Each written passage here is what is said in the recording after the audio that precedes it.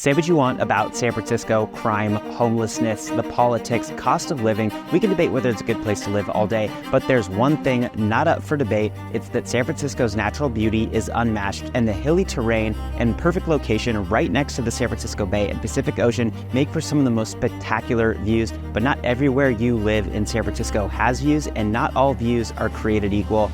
I'm Austin Klar, your lawyer turned real estate agent in San Francisco and Marin County, and in this video, I'm going to break down the top 6 neighborhoods with the best views. Now, there are definitely some neighborhoods that I don't mention on here that have spectacular views, and everybody's going to have their own rankings, so definitely let me know what you think in the comments and if you think I missed anything or how you'd rate things differently. Let's kick it off with number 6 on our list, Nob Hill. Nob Hill is immediately west of downtown San Francisco, and because of the incredible views you get from Nob Hill, is actually historically where most of San Francisco's rich and famous, the elite of San Francisco actually built all of their homes back in the 1800s. They all moved to a different part of San Francisco after the 1906 earthquake and fire largely destroyed the area, and I'll talk about that neighborhood later on this list. Now, depending on which part of Nob Hill you live on, you're going to get incredible views of downtown San Francisco, the cityscape, the Bay Bridge, and the San Francisco Bay.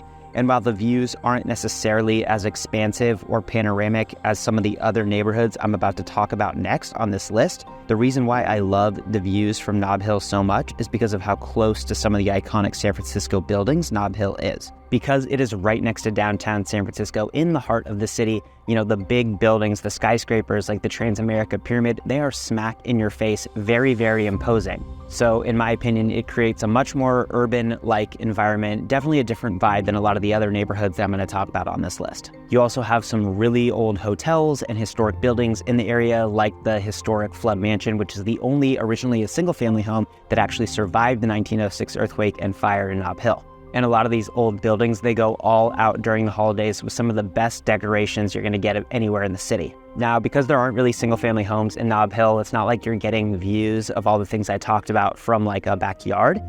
Mostly you're going to have condos or co-op buildings in the area, so your views are going to be from like an outdoor patio or a common area rooftop. But doesn't matter, the views are still amazing. If you want to learn more about what day-to-day life is like in Nob Hill, I've got an entire video dedicated to just that. I'll link it at the top of the description below.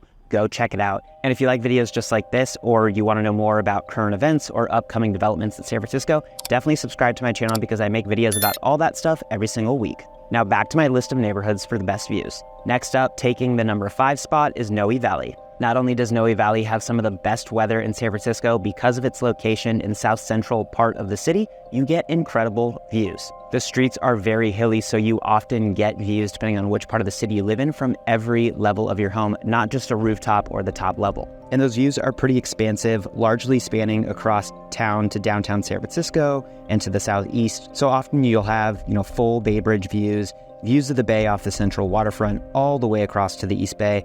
And you might even have Sutro Tower looming over your backyard. There are also a lot of other neighborhoods in the area like Bernal Heights and Potrero Hill that will offer similar views to what you get in Noe. But what I like the most about Noe in particular is that the Noe Valley architecture feels a lot more quintessential San Francisco. It adds, a really special character to the view. You have so many houses of all different colors, and you have so much Victorian architecture. It's beautiful. And you also have a mix of like contemporary and hyper-modern, ultra-modern homes. There are also a ton of parks in the area, each with their own spectacular views, so you don't even need to be a resident to enjoy the awesome views that you can get in Noe Valley. Next on my list, taking the number 4 spot, is Russian Hill, immediately north of Nob Hill on the north side of San Francisco. What I like about Russian Hill over Nob Hill is that the views of downtown are much more panoramic because Russian Hill is a little bit more set back. And since you're on the north side of Nob Hill and you don't have Russian Hill blocking your view to the north, you get expansive views to the north as well. And those north-facing views are really among the most coveted views in San Francisco. Views of the Golden Gate Bridge, the San Francisco Bay to the north, Marin Headlands, Alcatraz, you name it. You also get really awesome city views to the west, east, and north, so you get to see a lot of the great architecture in Russian Hill and neighboring areas like Pacific Heights to the west and Telegraph Hill to the east. You also can see Coit Tower on Telegraph Hill and a lot of beautiful high-rise buildings. Another advantage of Russian Hill over Nob Hill is that there are more single-family homes in Russian Hill than Nob Hill. So in addition to getting those views from like a condo balcony or a common area rooftop, you can get them from your backyard. Next, at number 3 on my list is Pacific Heights, which is where I live right now. It is immediately west of Russian Hill on the north side of San Francisco. When you're thinking about views in Pac Heights, think of it like the Russian Hill views, but on steroids. Because Pacific Heights is on its own hill, your views are just as expansive to the north, but you also get views of the Presidio to the west, and you get full views across San Francisco to the south, all the way to Sutro Tower, depending on which part of Pacific Heights you live. You can also get views of Cow Hollow and the marina to the north, with Palace of Fine Arts and all the amazing architecture that make Pac Heights such a special place to live. I mentioned earlier that San Francisco's rich and famous used to live in Nob Hill. They originally set up their houses in Nob Hill when they first moved to San Francisco in the 1800s, but after the earthquake and fire, they moved those to another great spot with spectacular views, and that was Pacific Heights. And that's actually how the Gold Coast or Billionaires Row on Broadway in Pacific Heights came to be. Those people who lost their homes in Nob Hill now moved to Pacific Heights and set up shop in Pacific Heights and built their brand new big mansions with those expansive views. And you don't just get views from the homes, you get views from multiple parks in the area, whether it's the Presidio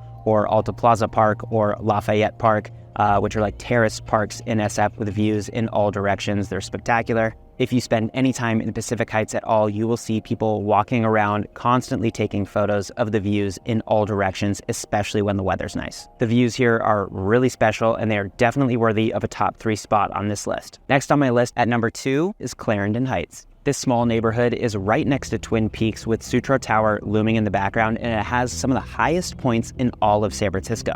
What's rare about this neighborhood, because it is so high up, the views span all the way from the Golden Gate Bridge to the Bay Bridge and beyond. So there aren't really many places in San Francisco where the views are truly bridge to bridge.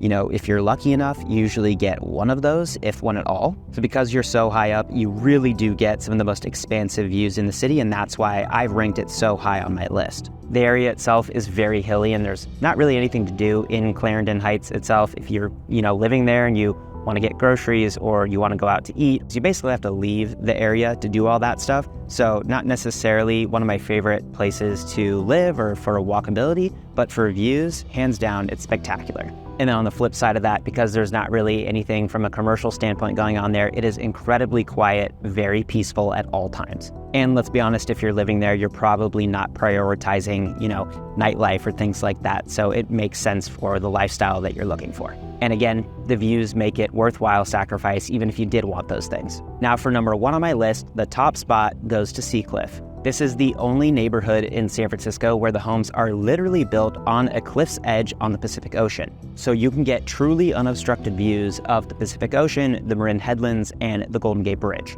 And while the views might not be as panoramic for a lot of the homes as homes in some of the areas that are lower on my list, the views in Seacliff are so unique because you're not looking at the ocean from a distance like you are in Clarendon Heights, for example. You're basically on the ocean, and for some of the houses there's literally nothing in between the backyard of the home and the ocean. Some of the houses even have stairways that lead down to the ocean itself. So when you're looking out from your backyard or from your bedroom or living room, it's just a sea of blue with the Golden Gate Bridge in the background. There's really nothing like it.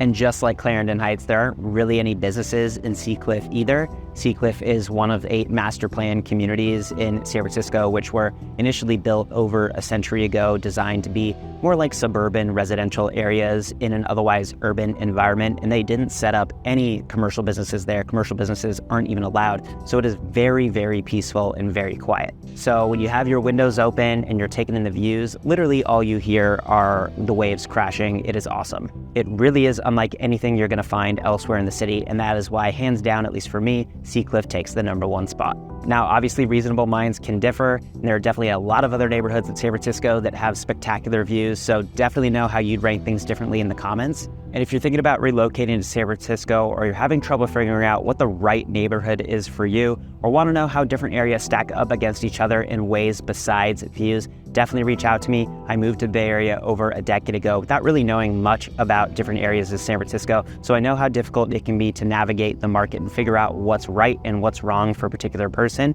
I'll leave my contact info in the description below. I'd be happy to help you. And if you want a quick overview of how different neighborhoods stack up against each other, I made a video ranking some very popular and some not so popular neighborhoods and how they stack up against each other. I'll link that in the description below as well. Go check it out, and I'll see you in the next video.